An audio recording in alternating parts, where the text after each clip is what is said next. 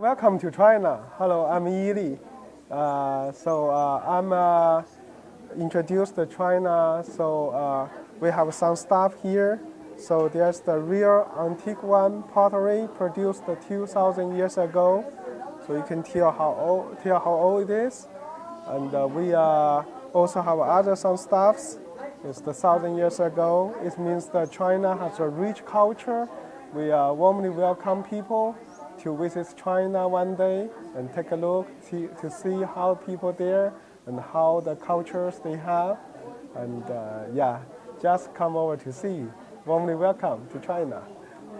As you know, China is the earliest places that people produce the tree. We can find tea trees in the mountain area in south part of China, which are over 1,000 years ago.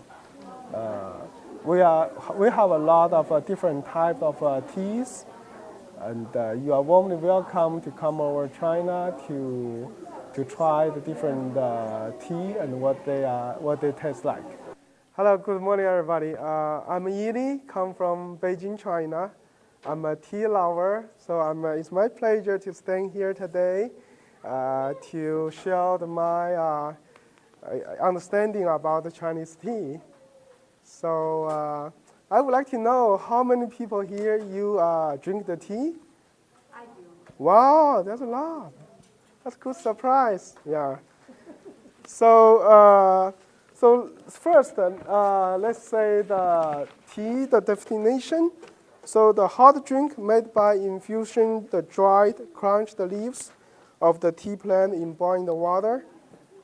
And as you know, the tea history is about over 1,000 years old.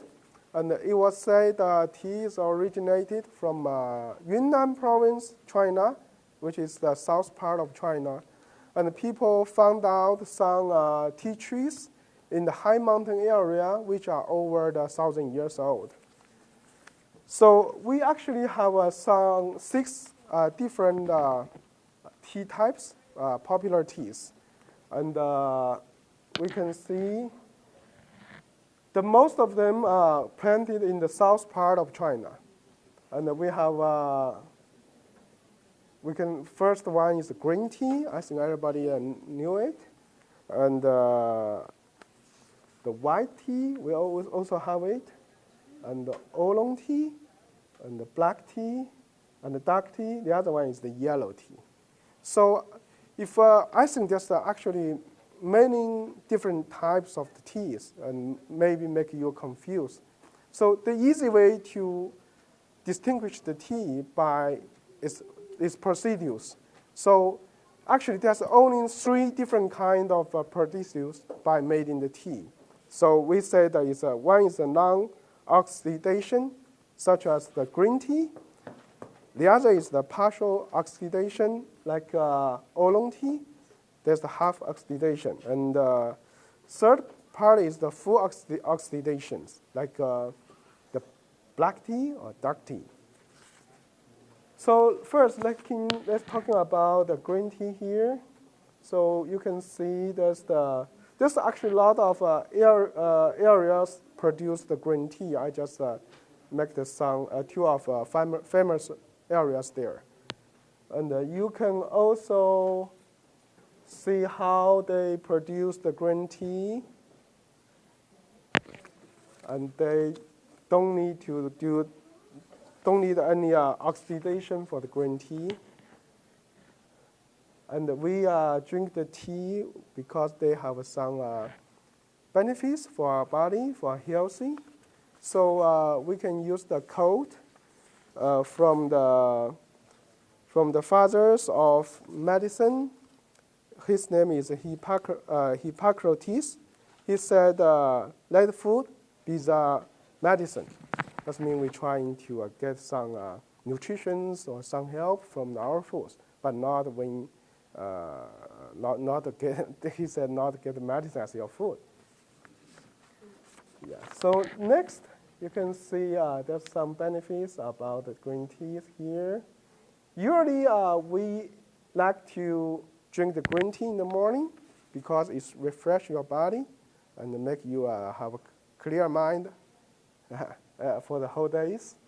And in the evening, usually maybe can make you a hard sleep if you drink the green tea, in my opinion. Yeah. So next, we're talking about the white tea. Maybe some of you don't know do not touch with any kind of white tea. This is just a little, maybe about 10% or 20% oxidation. So later you can see here we have the white tea. You can try it, and let's see the procedures of the white tea here. So how they make it.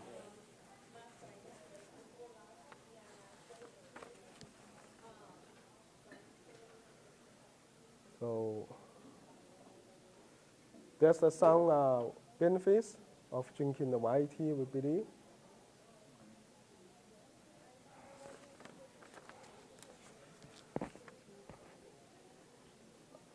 So the next one is the oolong tea. Actually, this kind of tea is very tasteful and smell very good, and it's the half oxidation. And many areas in south of China produce this kind of tea.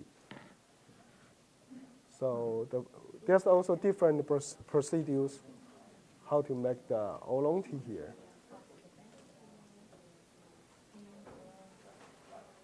So the locations, mostly in south part of China. And some benefits about the oolong tea here. And next one is the black tea. Black tea is a kind of full oxidation. And we use some tea trees in the mountain area to produce the black tea. And you can see the different procedures of the black tea here too.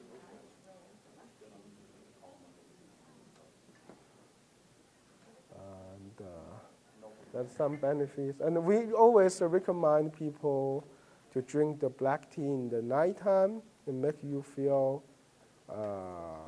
comfortable and not excited like drinking the green tea. So the afternoon or evening time, if you want to have some tea, this kind of tea is a recommendation. And it tastes very rich. And the last one is the dark tea. It's also the same function of the black tea. And we have different procedures of making the dark tea here.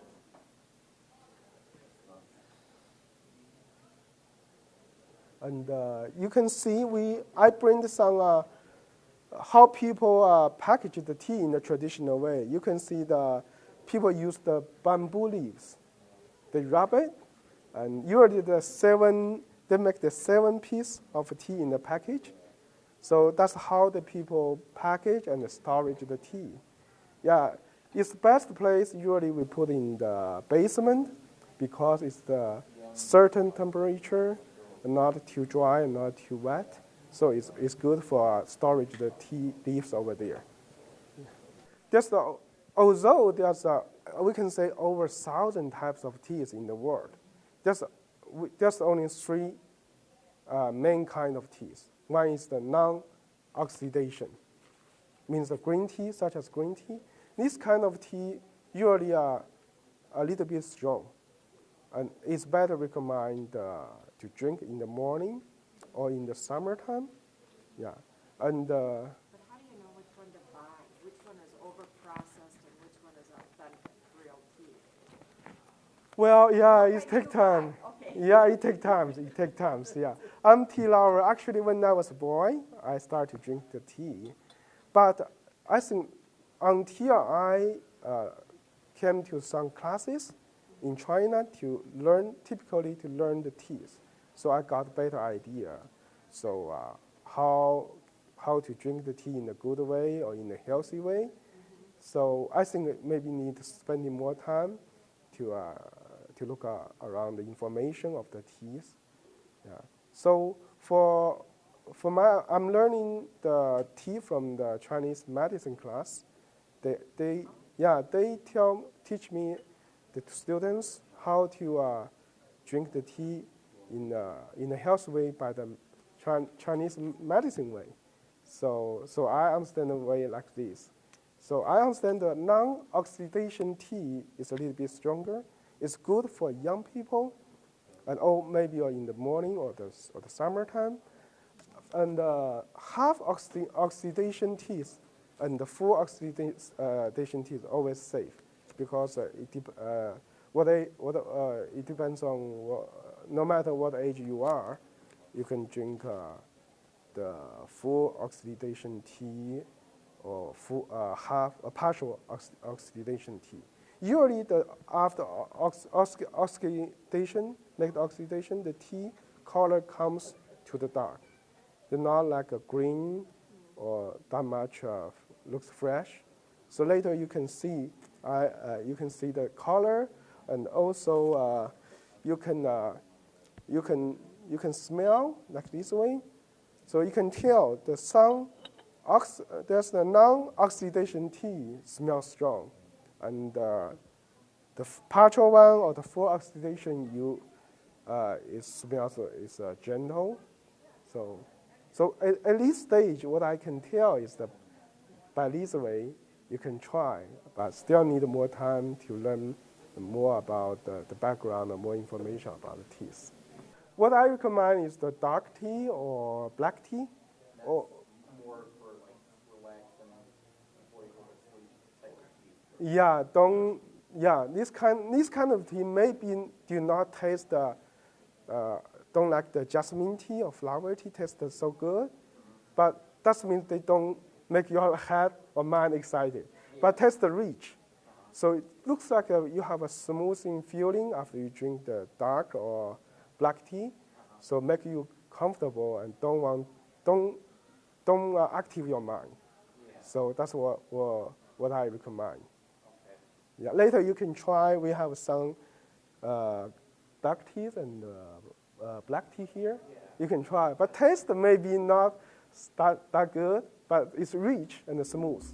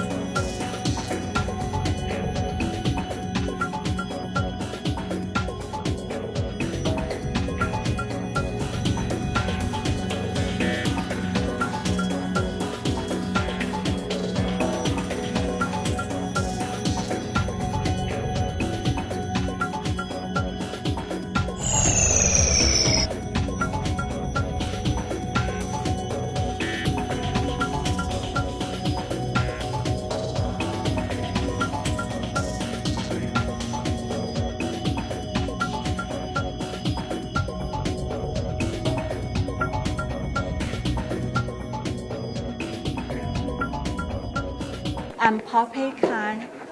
I originally came from Taiwan, Republic of China. Republic of China was first founded in 1911. Right now, it's Chinese nationalists rule Taiwan. Taiwan has been occupied by Dutch people, Japanese people, and imperial officials. Starting 400 years ago, Chinese people moved gradually from mainland China to Taiwan.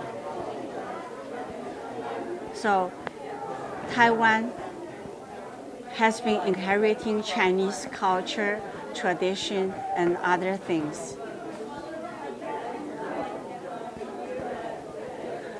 Native people in Taiwan are Aborigine tribes. In Taiwan, we speak different languages, Mandarin Chinese, and a dialect from southern Fujian, China, a dialect from Guangdong, China, and other dialects from other parts of China. We have all kinds of religions, Protestants, Presbyterian, Baptist, Mormon, Islamic churches, and other things. I brought different cultural books and objects for the display. A baby Chinese outfit and shoes, and elementary school puzzle books. And another book is about the Chinese paintings on leisure activities for Chinese children. I have other cultural books.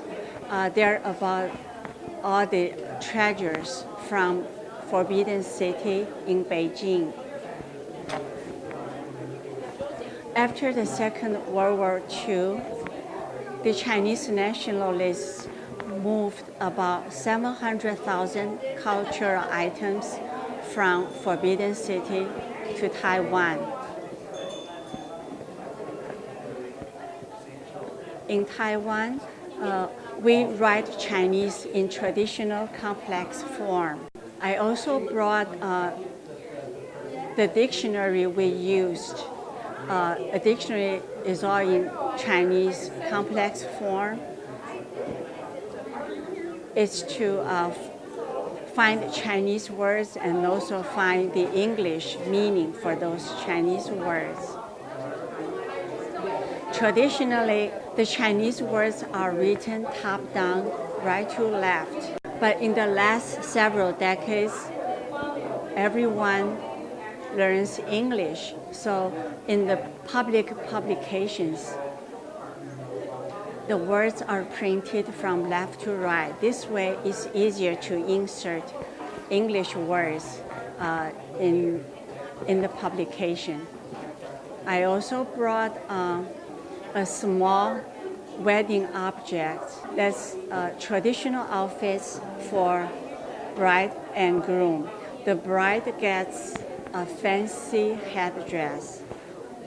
I also brought a yellow outfit, a blouse and a skirt, and a couple of fans that shows traditional Chinese brush painting.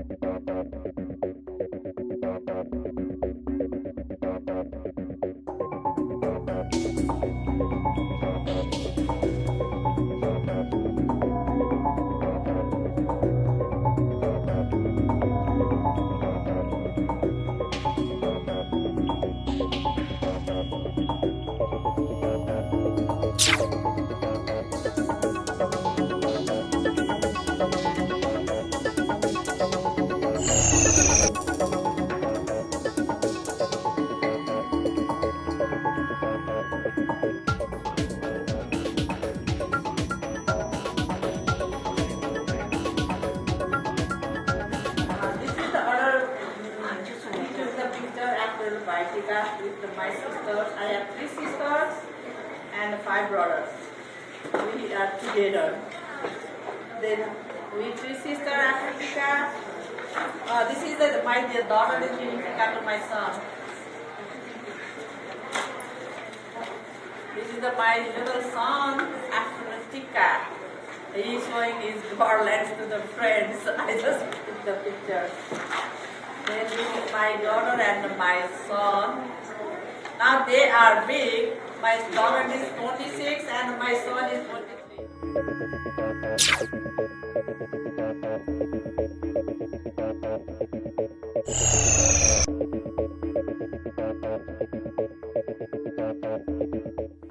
Welcome to Mexico City. The reason we chose Mexico City today was to talk about the multiple layers within the city in architecture, from the very modern to the very prehistoric.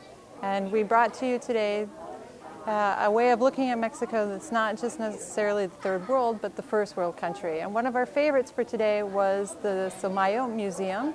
That's an art museum that was established and created by Carlos Slim, who is now the second richest man in the world. And Carlos Slim has done a lot for Mexico City in creating this museum. It houses his personal collection of art, and he said to the Mexican public, you may not get a chance to travel to Europe to see it, but we will open the doors to you free of charge so you can see some of the world's greatest art. And that's the side of Mexico that we wanted to demonstrate today, as well as the national monuments that go with it. Why are we talking about Mexico City? Because that's where I lived for 10 years, and that's where my home is in Mexico. And because of that, when I learned Spanish, I came back to the States, and I realized there was a need for speaking Spanish at a different level called interpretation, which is the verbal rendering of one language to another, which is different than translation, which is the written rendering of one language to another. So today we're here with Bilingual Training Consultants. We are a team of consultants who are certified interpreters in the medical field and in the court systems. And we do trainings for organizations that service interpreters and for interpreters themselves. In 2004, the certification for court interpreters came to Wisconsin. And in 2009, the certification for medical interpreters came to Wisconsin. So the standard of practice is changing, and that's what we do to support our community. We're professional trainers and consultants when it comes to multicultural languages and diversity.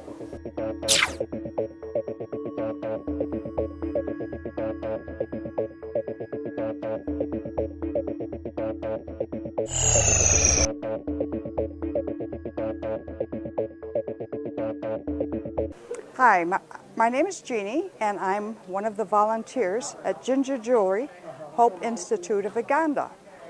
The products that we have here are for sale at our Milton Avenue store, and we are currently doing a fundraiser to send donations of medical supplies to Uganda.